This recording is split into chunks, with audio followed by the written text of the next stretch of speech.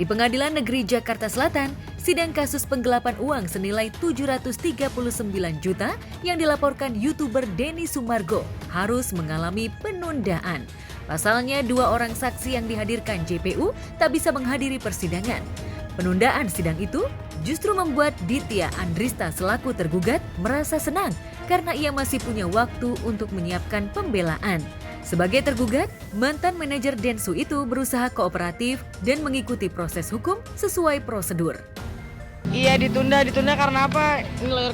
Karena saksinya belum siap. Ada beberapa saksi yang mau dihadirkan oleh jaksa. Misalkan ada 2-3 orang lagi. Terus kemudian dari pihak talent, saksi yang orang itu, saksi yang saya sebutkan tadi itu mengetahui beberapa urusannya Mbak Ditya, misalkan dalam hal mentransfer atau beberapa pekerjaan yang memang itu sebenarnya tidak seperti yang dituduhkan. Iya, udah biasa sih. Kan ini sudah sidang keberapa, Mas? Keberapa ya? Udah biasa. Aku happy aja. Aku belajar aja prosedurnya tuh begini kalau ini gitu.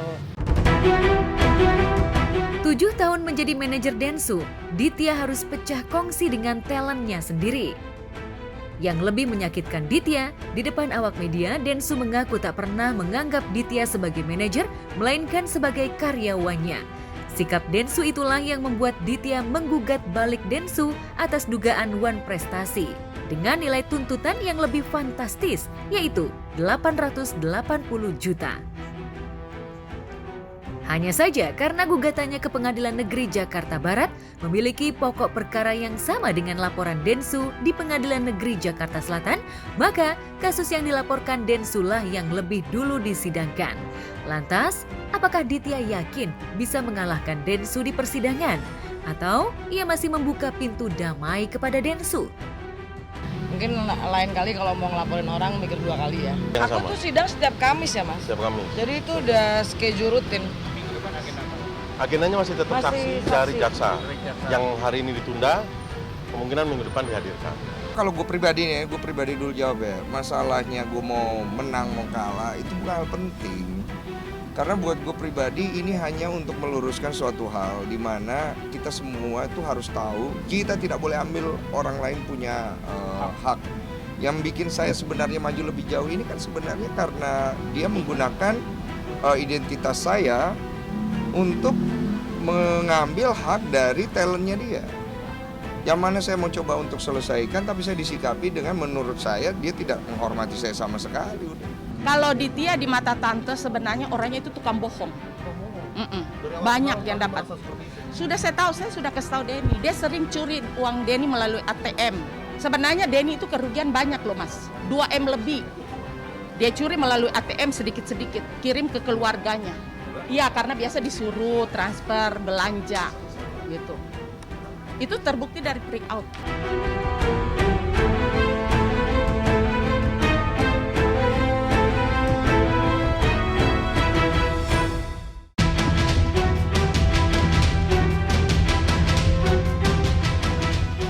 Di Pengadilan Negeri Jakarta Barat, sidang kasus mafia tanah yang dilaporkan aktris Nirina Zubir dan Fadlan Karim kakaknya harus ditunda.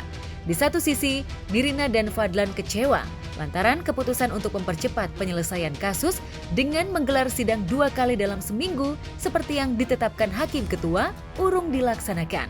Padahal setelah sidang beragendakan mendengarkan keterangan saksi yang meringankan terdakwa digelar Selasa lalu, Kamis kemarin sedianya sidang akan dilanjutkan dengan agenda pembacaan tuntutan dari JPU.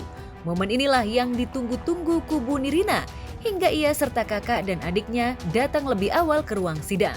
Nirina bahkan sudah siap merekam jalannya sidang dengan kamera handphonenya. Lantas, apa yang membuat majelis hakim menunda sidang pembacaan tuntutan? Benarkah karena jumlah terdakwa cukup banyak dan perannya berbeda-beda sehingga JPU butuh waktu lebih lama untuk menetapkan tuntutan yang sepadan? Hari ini memang seharusnya adalah tuntutan ya dari JPU gitu kan, penyampaian tuntutan. Tapi memang sebenarnya sih lega nggak lega ya hari ini tuh ditunda gitu, karena di satu sisi secara waktu memang baru mulai sidang Selasa kemarin kami sudah harus memberikan tuntutan tuh kan kayaknya waktunya mepet ya gitu ya. Yang dikasuskan ada 3 kan? Yang dikasuskan ada 3, ada 5 orang lagi kan, gitu, 5 terdakwa. Dalam kasus mafia tanah yang membuat keluarga Nirina rugi 17 miliar, penegak keadilan sudah menetapkan 5 terdakwa. Masing-masing Riri Kasmita dan Endi Ranto suaminya, serta 3 orang notaris PPAT yaitu Farida, Ina Rosaina, dan Erwin Ridwan. Kelimanya sudah mendekam dalam tahanan sejak Februari lalu. Kuasa hukum Riri dan Endrianto serta kuasa hukum ketiga notaris PPAT memang tak banyak berkutik sepanjang sidang.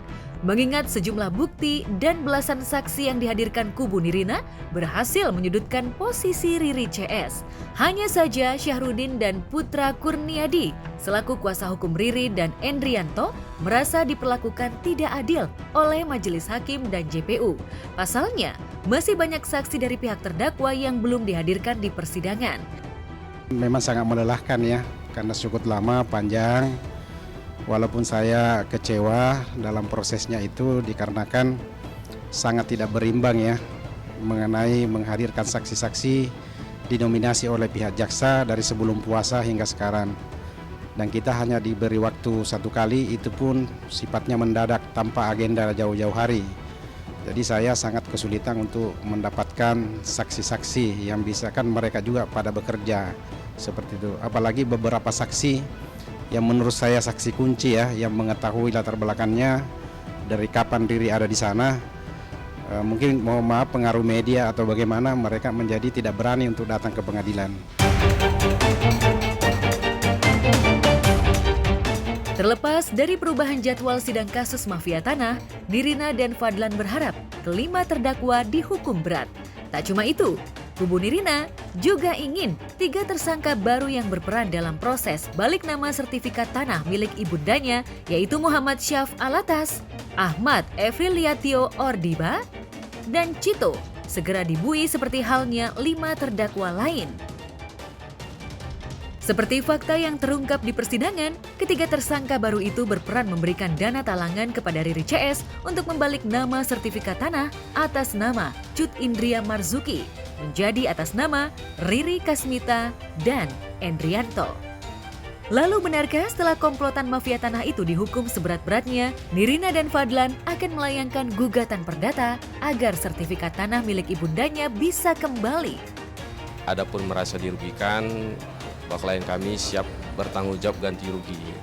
Nah, dari awal juga sudah ada pertemuan itu, klien kami tidak pernah merasa, sekali lagi disampaikan, bahwa klien kami tidak pernah merasa bahwa itu miliknya. Ini semua berawal dari keinginan orang tua dari Ibu Nirina, berkeinginan menjual aset-asetnya dan itu dibagikan sama rata kepada kelima orang putra-putri. Nah, sehingga dia tentu meminta tolong, memohon kepada orang yang terdekat pada saat itu ya adalah Riri. Sebenarnya sih ya kalau kami ya sekeluarga nggak perlu membuktikan dan menyuarakan apapun. Kalaupun saya menyuarakan itu kan lebih kepada ya udah statementnya mereka apa gitu kan, supaya orang-orang tuh tahu apa sih yang si terdakwa tuduhkan terhadap kami gitu. Aku, kakakku, adekku kita sih nggak pernah masalah karena kami masih punya kesempatan untuk membela diri karena kami masih hidup gitu. Tapi kalau misalnya dia menyalahkan kepada ibu saya, terus menyerahkan semua kesalahan kepada ibu saya, itu yang kami keberatan.